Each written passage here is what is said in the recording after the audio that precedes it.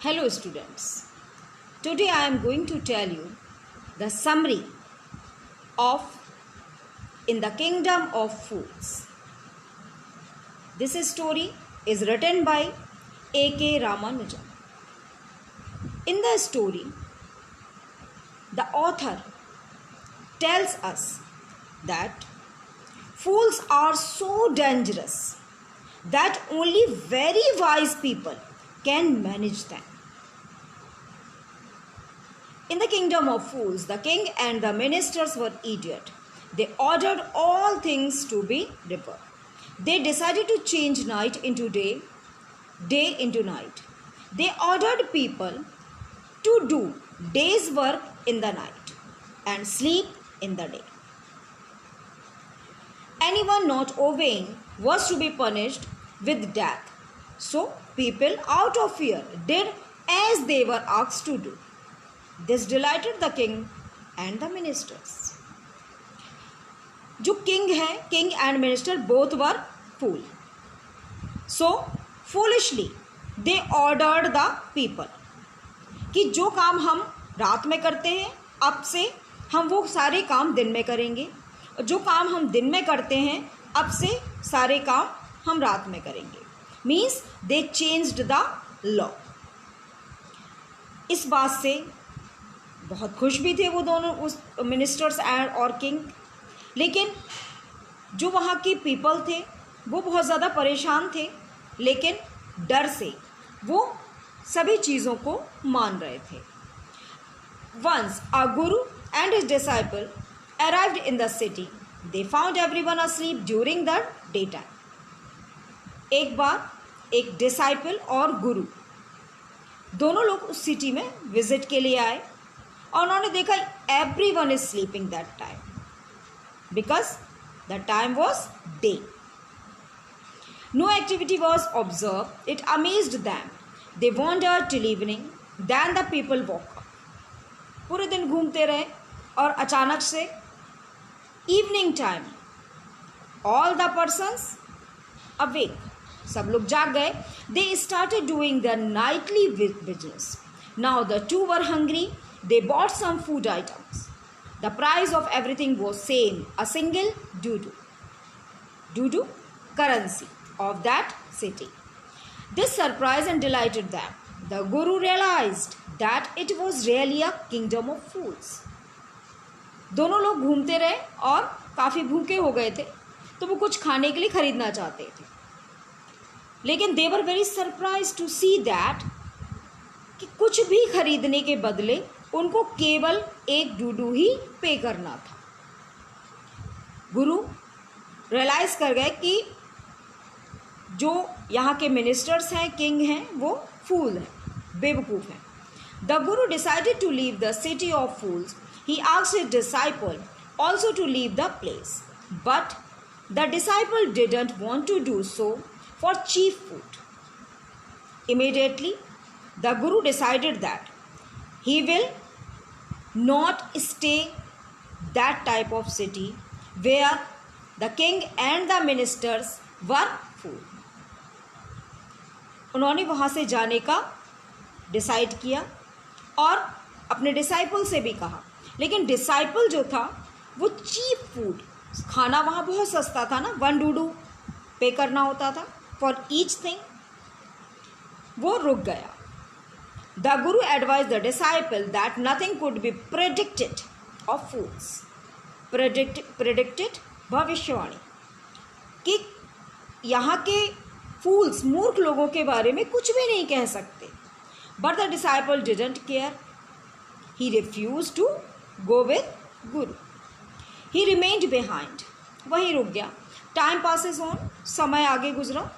The disciple ate to his fill. As a result he became very fat. Disciple ने खूब मन से खाया पिया वहाँ, क्योंकि everything is very cheap. A thief breaks into a rich merchant's house. One day, a thief broke into a rich merchant's house. He was taking out the stolen things. एक दिन एक चोर जो था वो एक मर्चेंट के घर में चोरी करने के लिए जाता है. और whatever he got there, he collected. He was taking out the stolen things. Just then the wall of the old house fell on his head. He was killed instantly. The brother of the thief complained to the king about his death. He blamed the owner of the house for his brother's death. जब वो बाहर आ रहा होता है, घर पुराना होता है, तो उस घर की जो दीवार है वो गिर जाती है और चोर की डेथ हो जाती है। लेकिन उसका ब्रदर जो है, भाई है, वो कंप्लेन करता है किंग को कि उस मर्चेंट की वॉल के कारण मेरे भाई की डेथ हो गई है। The king heard the accused, उसकी बात को राजा सुनते हैं। He accused him for killing the thief, वो ब्लेम करता है कि मर्चेंट के कारण मेरे भाई की जान चली गई। But the owner said that he was innocent. He said that the person who built the wall was responsible.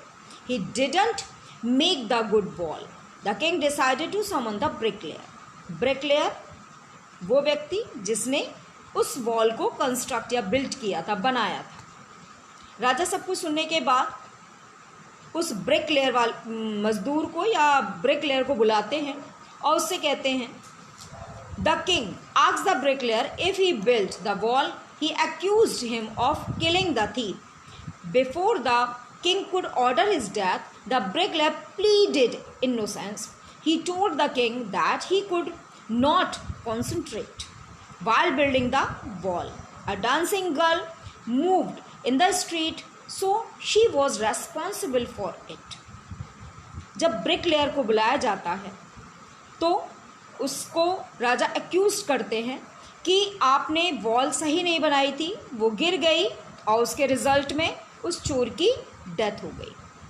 लेकिन जो ब्रिकलेयर है वो अपना पक्ष रखता है, अपना फेवर करता है और कहता है कि मेरी गलती नहीं है, ये गलती डांसिंग गर्ल की है, क्योंकि उस समय वो उस गली में बार बार यहाँ वहाँ जा रही थी, जिससे कि मेरा कंसंट्रेशन जो था वो डिस्ट्रैक्ट हो गया और वो वॉल जो थी वो सही से नहीं बन पाई। The king charged the dancing girl of killing the thief. The dancing girl said that the goldsmith was responsible for it. She had given some gold to him. He had to make some jewellery for her. He was lazy. He did not make the jewellery early, so she had to walk up and down the street. So it was the goldsmith. जो dancing girl है उसको बुलाया जाता है और dancing girl पूरा blame जो है वो गोल्ड स्मिथ पर डाल देती है, गोल्ड स्मिथ सुनार के ऊपर डाल देती है। वो कहती है कि मेरी कोई गलती नहीं है, मैंने जो गहने बनवाने के लिए दिए थे गोल्ड स्मिथ ने वो टाइम पर नहीं दिए, इसलिए मैं बार बार उसकी शॉप पर जा रही थी। तो गलती किसकी है अब? गोल्ड स्मिथ की। Now the king order to summon the goldsmith. Goldsmith को, इस सुनार को बुलाया जाता है. The goldsmith replied that there was a wedding in the rich man's house. वो कहता है कि मेरी भी गलती नहीं है, एक अमीर धनी व्यक्ति के घर में शादी थी. He had to make jewellery for him, और मुझे उसके लिए ज्वेलरी बनानी थी. So he could not finish the jewellery of the dancing girl in time. इसलिए वो डांसिंग गर्ल की ज्वेलरी टाइम से नहीं दे पाया. तो गलती किसकी है अब?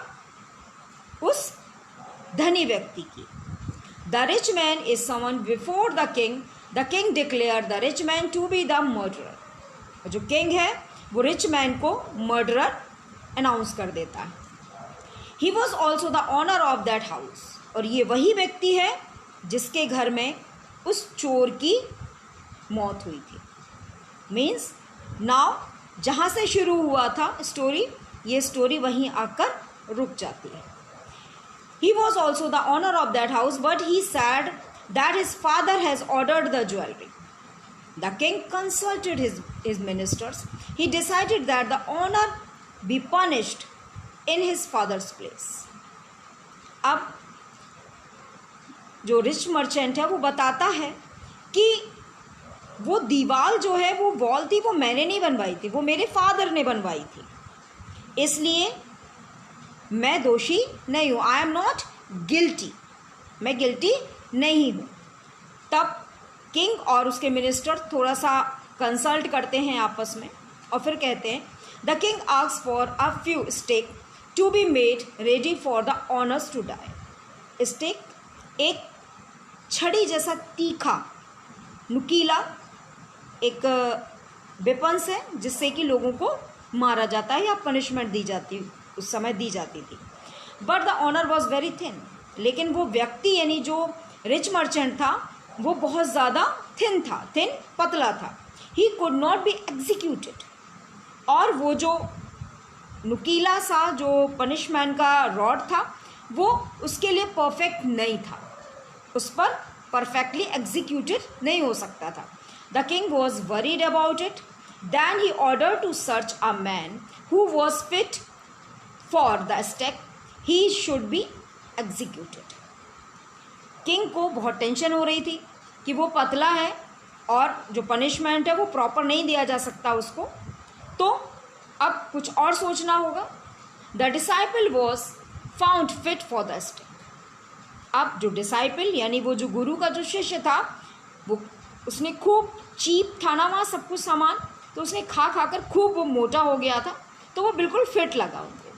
ही was bought to the place of execution, उसको उस जगह लाया गया जहाँ पर उसको पनिशमेंट दिया जाना था। The disciple now remembered his wise guru's word. अब डिसाइपल को अपने गुरु के उन शब्दों की याद आई कि उन्होंने बोला था कि we have not to stay here, हमको यहाँ नहीं रुकना चाहिए। He pray to his guru. The guru had magical power to see the past and the future. He saw everything. He arrived at once to save his disciple. Guru ji जो थे वो काफ़ी magical power थी उनके पास, वो सब कुछ देख सकते थे, whatever is going on in present और इन पास्ट और in future. So to save his disciple he came there, वो वहाँ पर आ गए। He told his disciple something in a low voice, और धीरे से कुछ सॉफ्टली उन्होंने उसके कान में कुछ कहा। The disciple understood this. The guru and the disciple now started fighting. अब गुरु और जो शिष्य थे दोनों ने आपस में लड़ाई करना शुरू कर दिया। The guru wanted to die first. The king asked the guru why he wanted to die. The guru told the king in his ears that their city was unique. गुरु ने एक्सप्लेन किया कि मैं पहले मरना चाहता हूँ। वो बार बार इस बात पर लड़ रहे थे कि मैं डिसाइपल्स इससे वो saying I want to die first and guru is saying I want to die first. तो किंग ने जब गुरु से पूछा कि आप क्यों मरना चाहते हो, तो गुरु ने धीरे से कहा कि आपका जो शहर है ना बिल्कुल यूनिक है।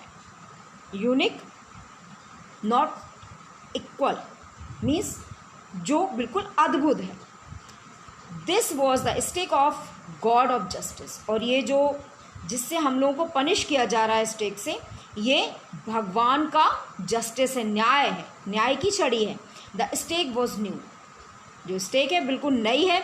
It was never used earlier for criminals. Whoever die on it first would be born a king. Whoever die next would be born as minister. और जो व्यक्ति इस स्टेक के द्वारा मारा जाएगा, जो पहले मारा जाएगा वो किंग बनेगा, और जो बाद में मारा जाएगा सेकंड नंबर पर वो वहाँ का मिनिस्टर बनेगा अगले जन्म में। The king thought over the whole case. अब नाउ किंग भी थोड़ा सा वरीड होते हैं कि what was the guru saying, गुरु आखिर ये कह क्या रहे हैं। He didn't want to lose the kingdom even in his next birth also, so he talked to his minister. राजा जो है वो अपने अगले जन्म में भी अपना किंगडम किसी और को हैंड ओवर नहीं करना चाहता, वो अगले जन्म में भी राजा बना रहना चाहता था। इसलिए उसने अपने मिनिस्टर से बात की और कहा, the king sad that they would go on stick that, कि पहले अब राजा और उसके मिनिस्टर जो हैं उस स्टेक से पहले वो मरेंगे। Thus they would be reborn as king and minister, ताकि वो दोबारा से जब रिबॉर्न हो, दोबारा से उनका जन्म हो, तो वो किंग और मिनिस्टर बनकर ही अपना अगला जीवन जिए।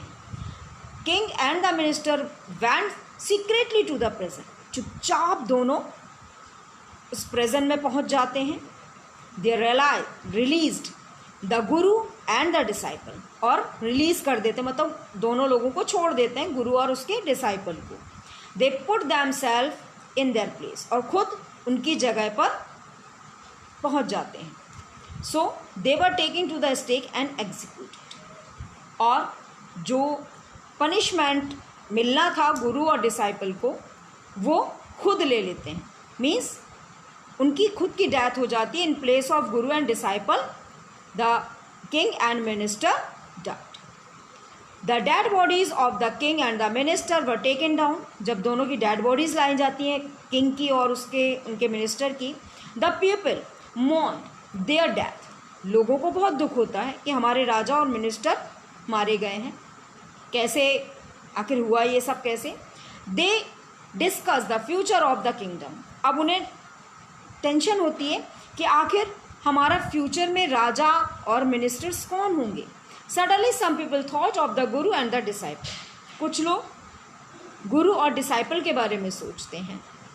दे वर सीक्रेटली लीविंग द सिटी, और उस समय गुरु और डिसाइपल उस शहर को छोड़कर जाने की तैयारी कर रहे होते हैं। People saw them, they requested them to be their new king and the minister, but they put one condition, it was to change all the old laws, so they changed the law।